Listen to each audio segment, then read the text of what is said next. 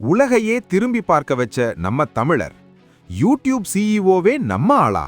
அதுவும் 2025இன் சிறந்த சிஇஓ பட்டம். நம்ப முடியலன்னா இந்த 60 வினாடியில முழு உண்மையும் பாருங்க. இப்போ எல்லாரும் ஒரு நாளைக்கு குறைஞ்சபட்சம் 2 மணி நேரமாவது யூடியூப் பார்க்கறோம் இல்லையா?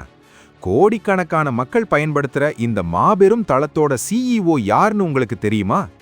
யூடியூபின் தலைமை நிர்வாக அதிகாரியா இருக்கிறவர் நம்ம தமிழ் பாரம்பரியத்தைச் சேர்ந்த நீல் மோகன் தான்.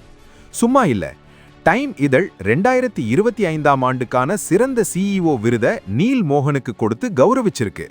2023ல பொறுப்பேற்ற இவர் யூடியூபை ஒரு வேற லெவல் மாற்றத்துக்கு கொண்டு போயிருக்கார். நீல் மோகனுக்கு பெற்றோர் தமிழர்கள். அவர் அமெரிக்காவில் பிறந்தாலும் ஸ்கூல் படிச்சது உத்தரப்பிரதேசத்துல தான். சமஸ்கிருதம், ஹிந்தி கத்துக்கிட்டு கணினி புரோகிராம்ஸை சமஸ்கிருத விதிகள் கூட ஒப்பிட்டவர். ஸ்டான்ஃபோர்ட்ல படிச்சவர். 2007ல கூகுள் நிறுவனம் டபுள் கிளிக்க வாங்கின போது நீல் மோகனும் கூகுளுக்கு வந்தார். அப்போ ட்விட்டருக்கு போக வாய்ப்பு கிடைச்சும் கூகுள்லயே இருந்து சூசன் ஓஜிஸ்கி கூட ஒர்க் பண்ண ஆரம்பிச்சார். அவங்க சிஇஓ பொறுப்பை நீல் மோகன் கிட்ட ஒப்படைக்க அவர் உலகமே எதிர்பார்க்காத ஒரு முடிவை எடுத்தார். 2021ல டொனால்ட் ட்ரம்ப் சேனலை நீக்கினதுல இருந்து மிகப்பெரிய சட்ட சிக்கல் இருந்தது. ஆனா 2025 செப்டம்பர் மாசம் மோகனோட முயற்சியால ஒரு பெரிய சம்பவம் நடந்தது.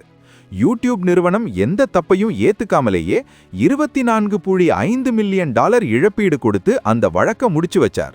அடடா, உலகத்துக்கே கலாச்சார உணவை யூடியூப் உருவாக்குதுன்னு டைம் இதழே பாராட்டி இருக்குன்னா அதுக்கு காரணம் நம்ம நீல் மோகன் தான்.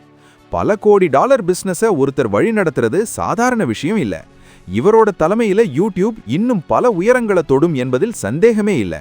ஒரு தமிழர் இவ்வளவு பெரிய உயரத்துக்கு போனது உங்களுக்கு எவ்வளவு பெருமையா இருக்கு? கமெண்ட் செக்ஷன்ல உங்க கருத்தை சொல்லுங்க. இந்த பெருமையான செய்தியை லைக் பண்ணிட்டு நம்ம நண்பர்களுக்கு ஷேர் பண்ணுங்க. சப்ஸ்கிரைப் பண்ண மறந்துடாதீங்க.